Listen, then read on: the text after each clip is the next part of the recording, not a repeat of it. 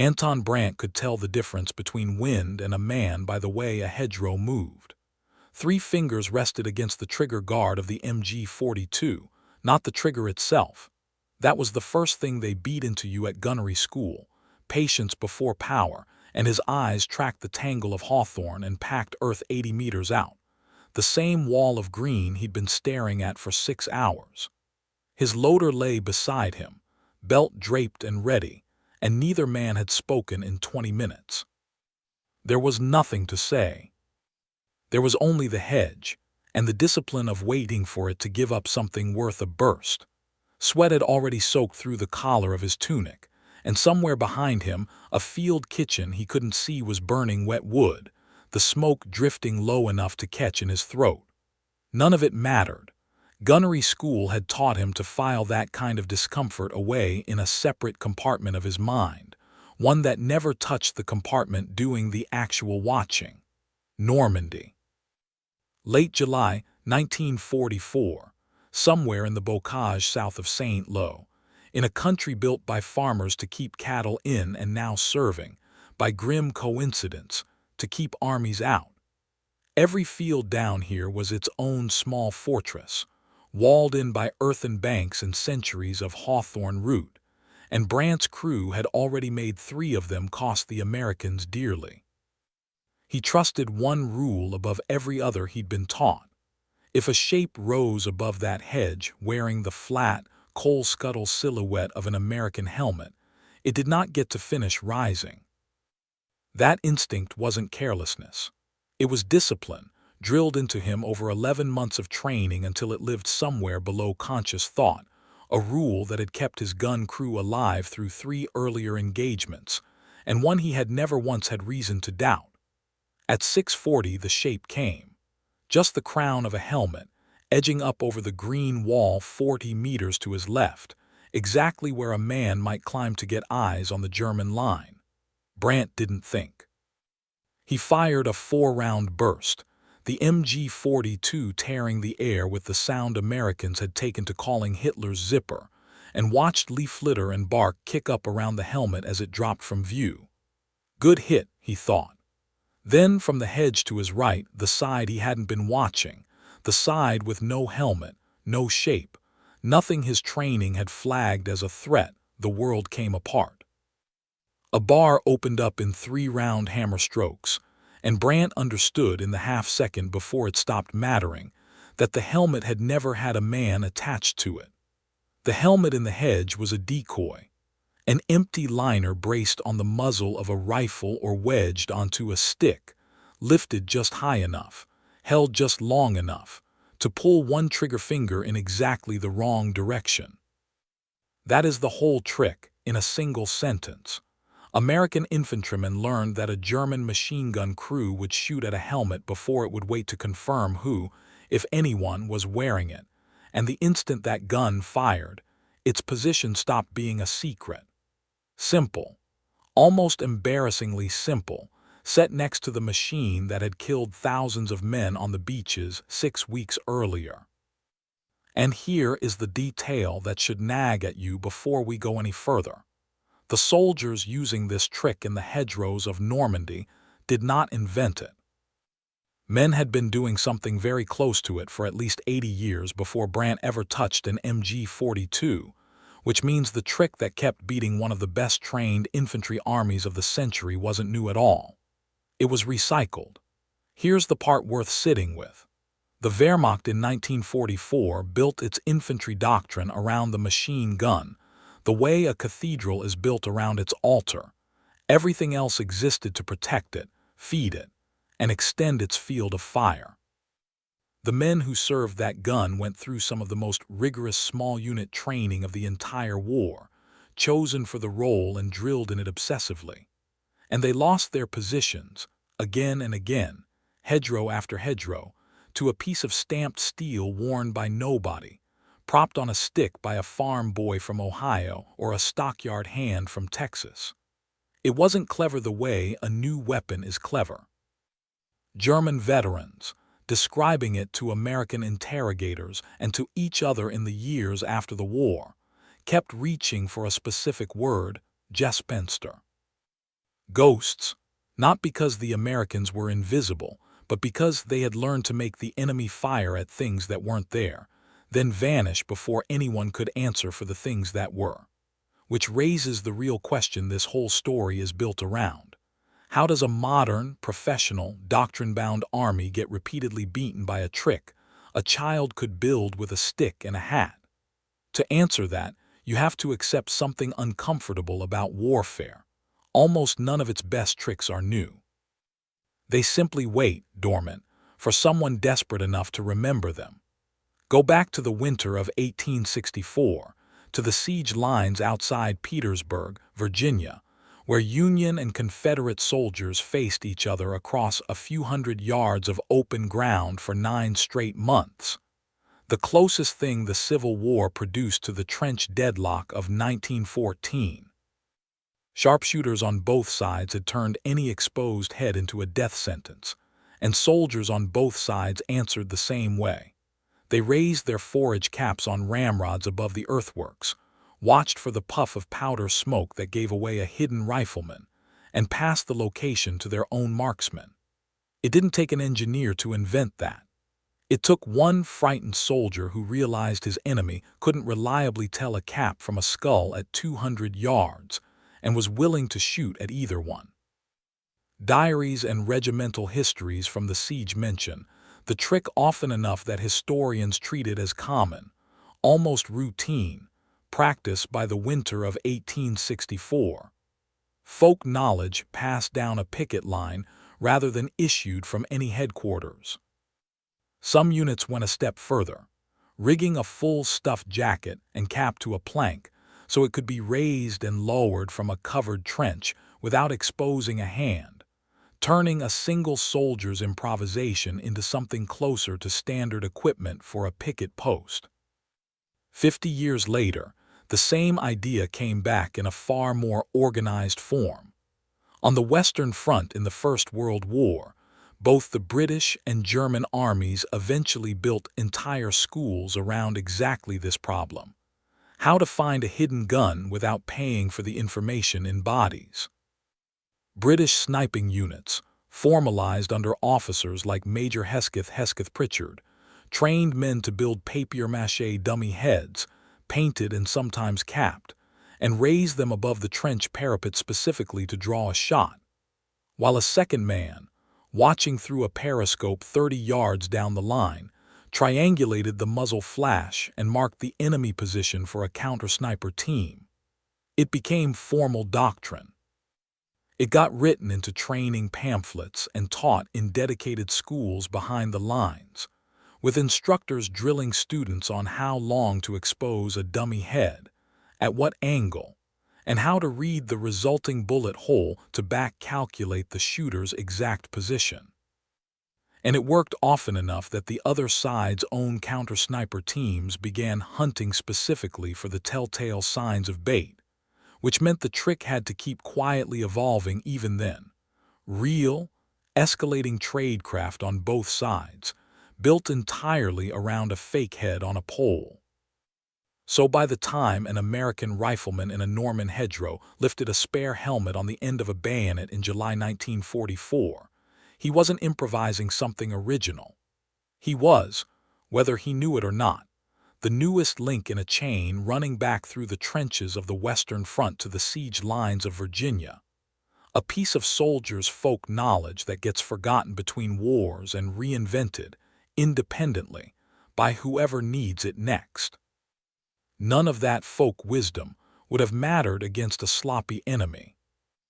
It mattered because the German infantry squad Brandt belonged to, the Gruppe, was arguably the most efficient small combat unit fielded by any army in the war, and everyone on the Allied side already knew it.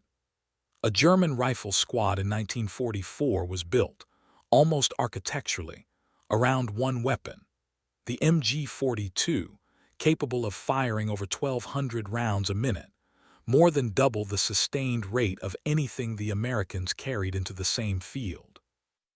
The other 9 men in the squad existed largely to protect that gun, feed it belts, and extend its arc of fire riflemen as bodyguards for a machine.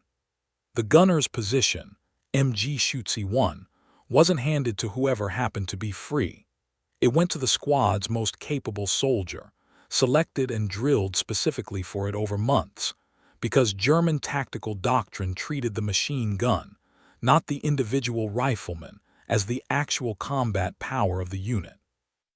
Training for that gunner's role could run the better part of a year once basic infantry instruction was finished, filtering out all but the steadiest hands, and squads rotated their best marksmen through it specifically because a grupp without a fully qualified MG Schütze was considered, on paper, to have lost most of its combat value regardless of how many riflemen it still carried.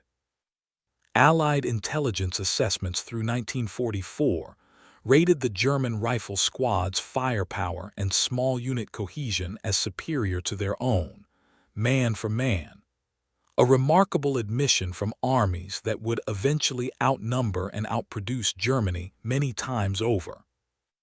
What that same doctrine never trained for, because it had never needed to, was a war fought against an enemy with no rigid doctrine of its own to defend. An army built in less than 3 years out of drafted farmhands, clerks, and college dropouts, commanded at the squad level by lieutenants barely out of their teens who had never read a German field manual, and therefore had no idea which of its rules were the ones worth breaking. The place where that gap first showed itself clearly was the bocage, the maze of sunken lanes and centuries-old earthen hedgerows that turned the Norman countryside south of the invasion beaches into a killing ground built by farmers, not generals. Each field was its own fortress, walled in by hedge banks thick enough to absorb a tank shell and tall enough to hide a machine gun crew completely until the moment it opened fire. By mid-July 1944, units of the 29th Infantry Division, the Blue and Gray Division, built largely from Virginia and Maryland National Guardsmen, had been grinding through this terrain for weeks, paying for every field in dead and wounded, often unable to even locate the gun killing them before it killed the men sent to find it. Riflemen of the 116th Infantry Regiment began experimenting with what officers later described, dryly, in after-action notes, as hedgerow tricks, improvised methods for making a concealed German position show itself before American soldiers had to walk into its arc to find out where it was. One version, used by a squad working a field near the Vire-Rettot Canal, needed nothing more than a spare helmet, a length of fence wire, and patience. A soldier would lift the helmet just above the hedge line from covered ground, hold it a beat too long to look accidental, then let it drop the instant fire came in, while a second man, positioned along a completely different stretch of hedge, watched for the muzzle flash and marked it for the squad's own Browning automatic rifle or radioed it back to the mortar section. It worked. The German gun fired, gave up its position, and took casualties from a direction its own doctrine had trained it to treat as secondary. Combat interviewers who came through with the Army's own historical teams shortly after the fighting collected the same basic story, in nearly the same words, from separate companies that had never coordinated with each other, soldiers arriving independently at the same simple answer. What none of it explained yet, not to the men actually using the trick, was why a trained, disciplined enemy kept falling for something so nakedly simple, hedge after hedge. To understand why it worked, you first have to understand exactly what a German machine gunner had been trained to see, and how little room German doctrine left him to hesitate. Gunnery instruction for MG Schütze candidates spent enormous energy on target recognition under time pressure, silhouette identification, rapid range estimation, and above all the instinct to engage a confirmed threat within a second or two of acquiring it.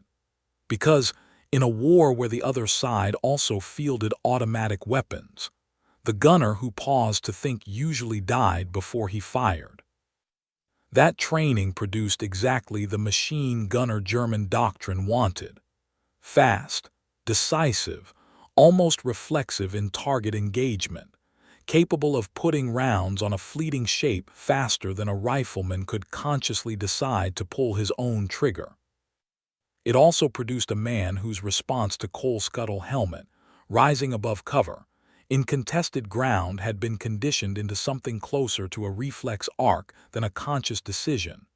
Closer, in the language psychologists would later use, to a trained stimulus response than to reasoned judgment, which is precisely what made him such an effective killer against a real, deliberate attack. An empty helmet on a stick satisfies that reflex completely. It carries the right silhouette, the right color, the right height above the hedge line, and it appears in exactly the kind of tactical moment, probing movement toward a defended position, that a gunner's training tells him demands an immediate response.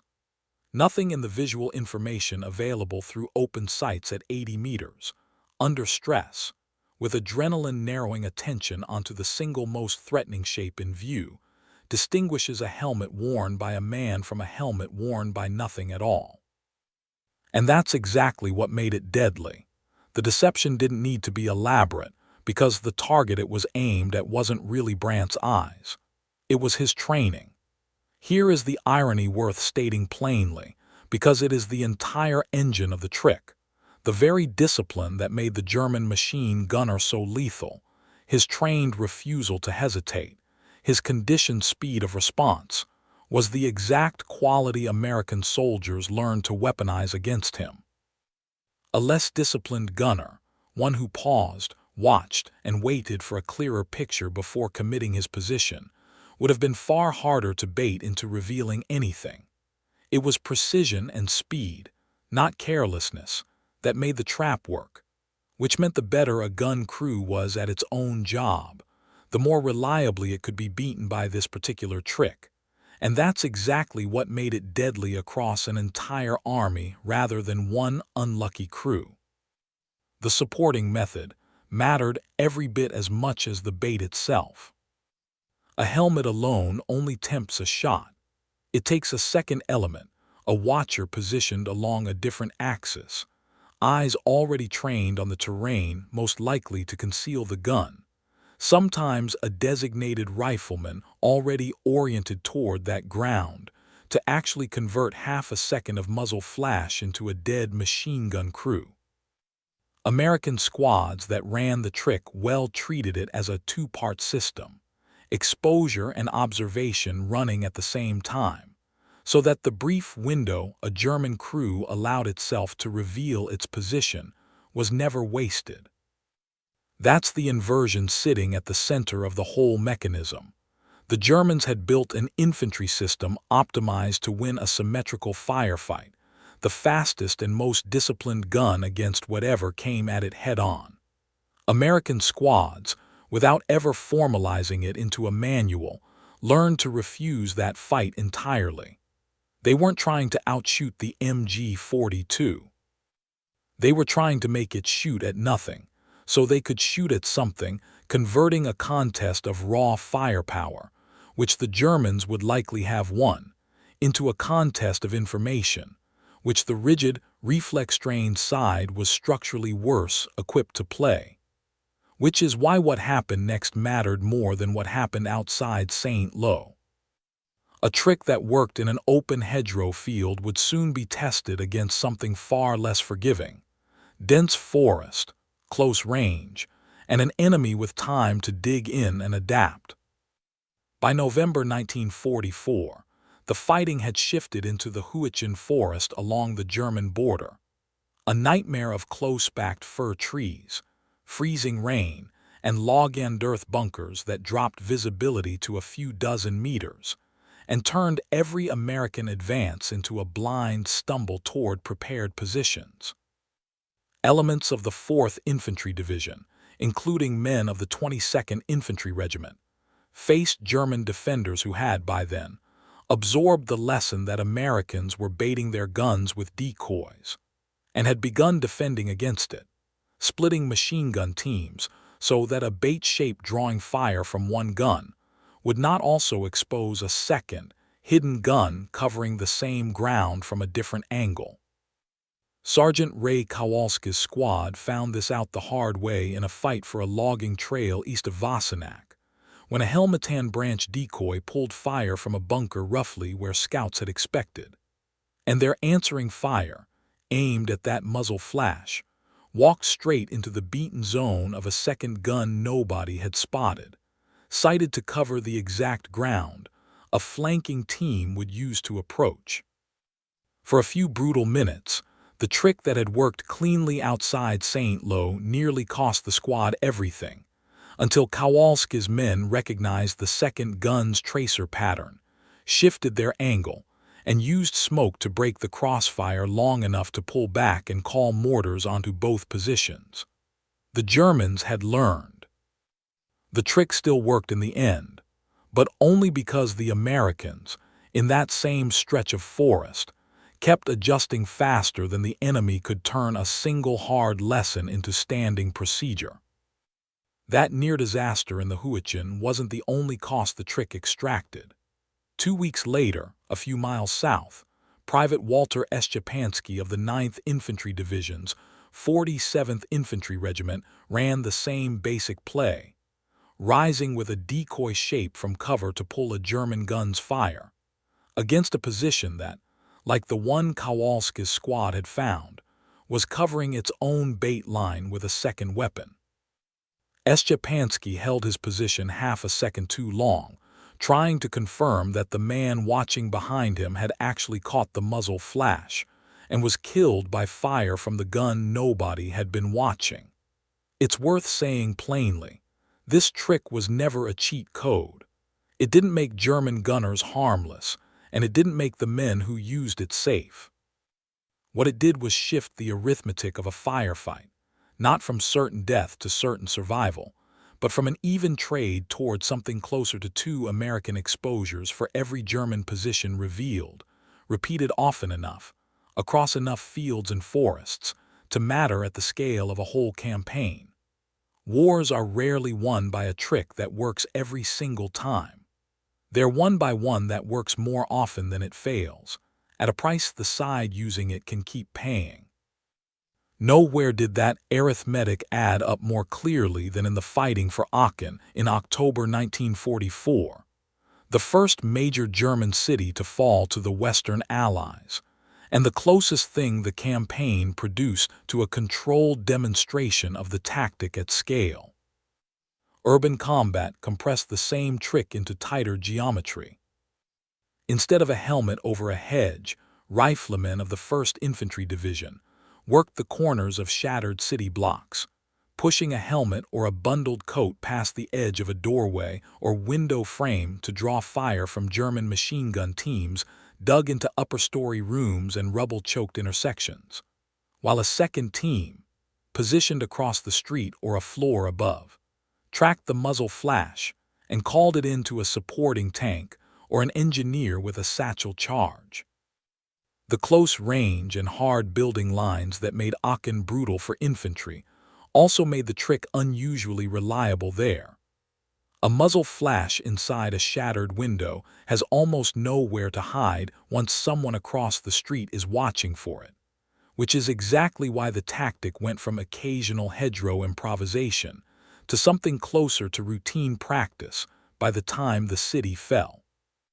The tactic showed up often enough and worked well enough that it stopped being individual squad-level cleverness and started appearing in the Army's own internal battle experiences bulletins, training circulars distributed across the European theater, specifically to pass hard-won lessons from one unit to the next, as a recommended method for locating concealed automatic weapons without a costly frontal probe. That's the clearest documentation this trick ever received. Not a dramatic flourish, but a bureaucratic footnote in a mimeograph training bulletin, which is usually exactly what real, repeatable tactical innovation looks like from the inside. By the time the Army was writing it down as doctrine, thousands of individual soldiers had already been running it in the field, independently, for months, proof that it wasn't one lucky idea, but a pattern the war itself kept teaching to anyone paying attention. The trick didn't have to work every time.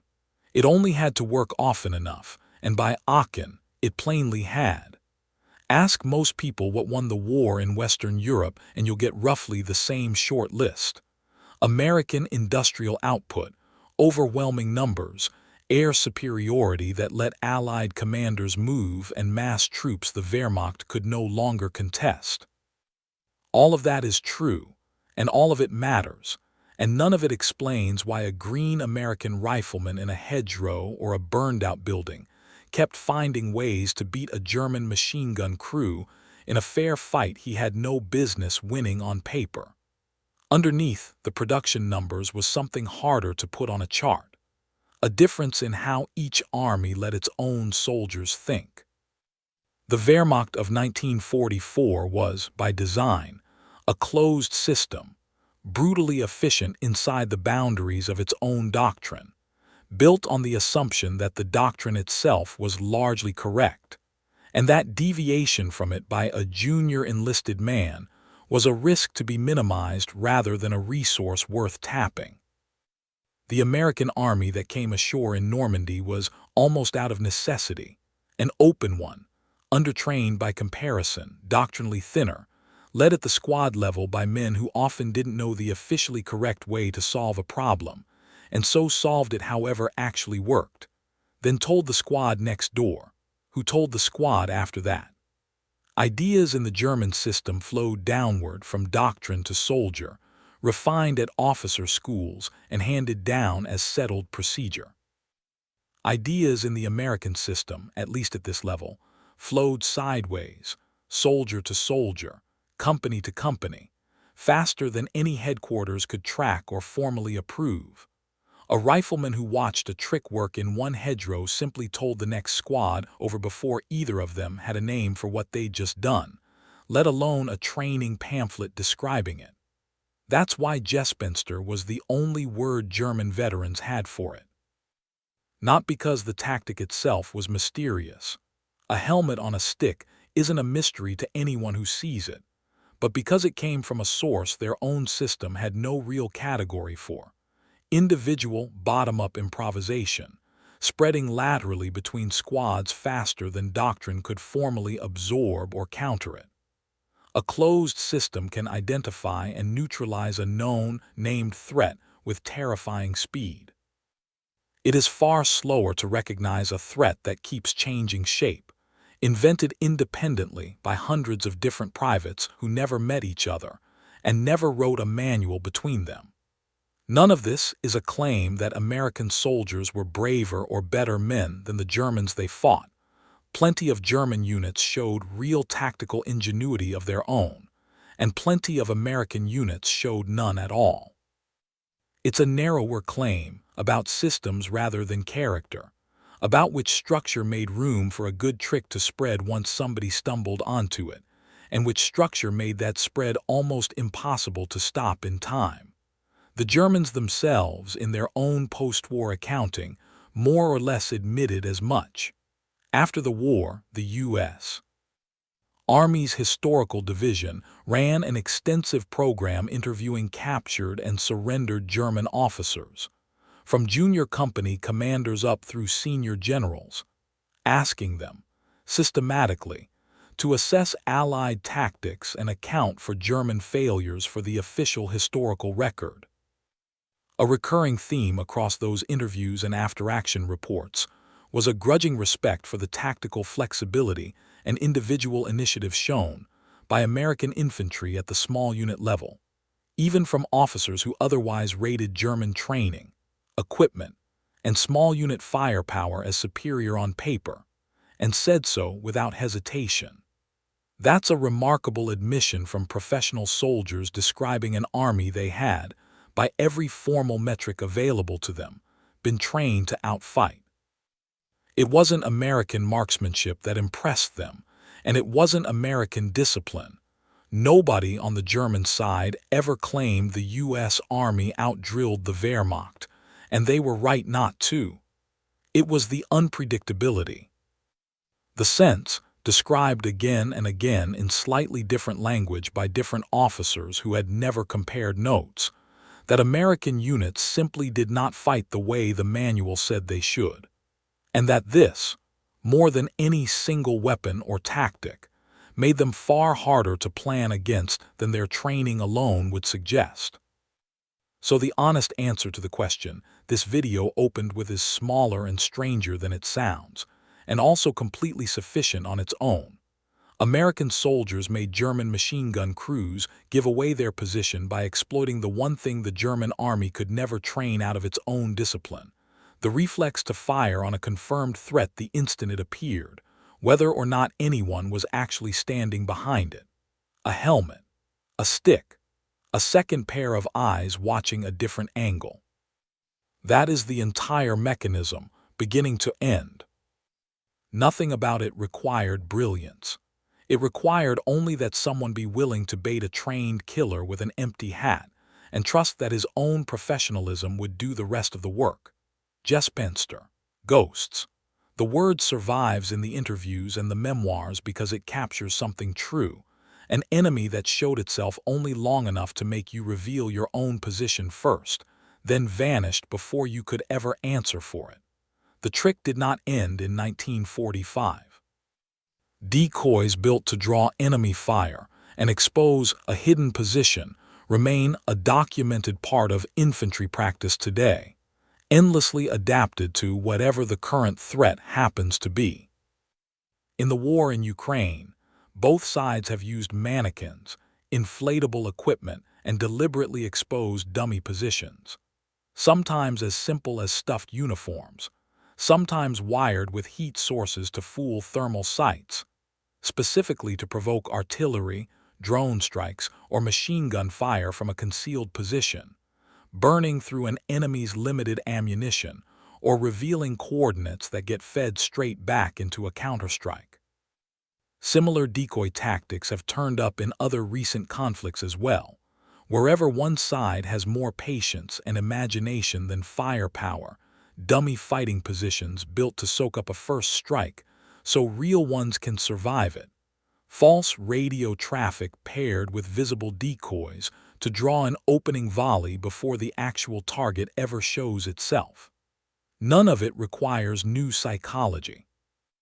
It only requires knowing that whoever is watching on the other end has been trained to react fast, and that training itself can be turned into the opening. The materials changed.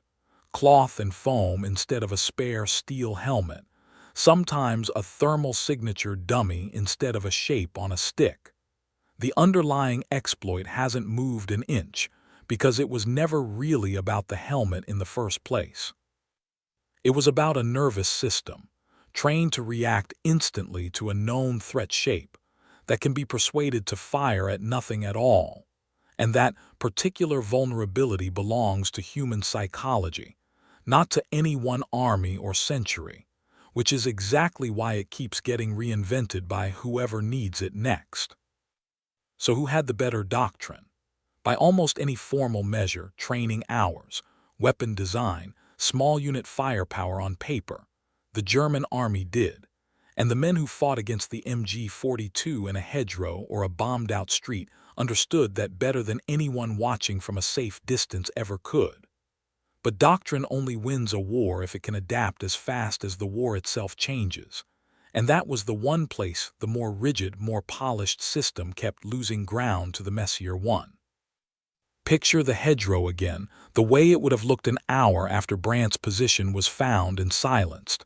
Mist starting to burn off the bocage, the fence wire and the empty helmet still resting where a soldier had wedged them into the hedge, doing nothing now, needed for nothing more.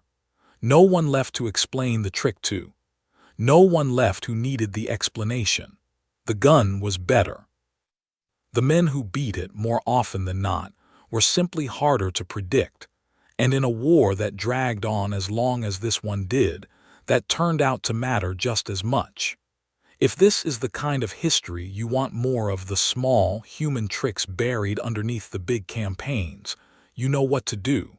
Subscribe and I'll keep digging them up.